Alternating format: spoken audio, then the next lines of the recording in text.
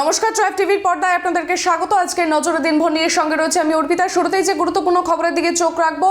নিয়োগ দুর্নীতি মামলায় আজ পার্থ চট্টোপাধ্যায়, সুবীরেশ ভট্টাচার্য, শান্তি প্রসাদ সিনহা, কল্যাণময় গঙ্গোপাধ্যায় সহ 13 জনকে আলিপুর আদালতে পেশ করা হয়। আদালতে পেশ করা হয় চন্দন মণ্ডল সহ 5 এজেন্টকেও। ধৃতদের ফের 14 দিনের জেল হেফাজতের নির্দেশ দেয় আদালত। এছাড়াও এদিন নিয়োগ দুর্নীতি মামলায় তদন্তে আদালতের কাছে ভৎসনার মুখে পড়তে হয় সিবিআইকে। না, কোর্ট তো আলাদা আলাদা করে দিলেন, ডেট দুটো আলাদা করে দিলেন এবং বললেন যে সেগ্রিগেট করে আলাদা করে মামলাগুলি শুনবেন, একসঙ্গে শুনবেন না, এই কথা বললেন। তা আমরা বলেছিলাম যে আমাদের বক্তব্য খুব ক্লিয়ার যে একজন ভদ্রলোক দীর্ঘদিন কাস্টাডিতে আছেন উইদাউট এনি ফুটফুল রেজাল্ট।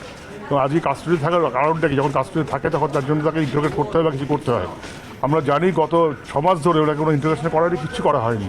তাহলে একজন ভদ্রলোক জেলে বসে আছেন, জেলে পড়ছেন বসে বসে উইদাউট এনি জাস্টিফিকেশন, একটা লোককে জেলে থাকবে কেন সেখানে? তাহলে যদি তাকে দেখে কোনো পারপাস সার্ভ না হয় এজেন্সির, তাহলে একজন ভদ্রলোকে কেন আমরা আননেসেসারি জেলে রাখবো, এই আমার বক্তব্য ছিল।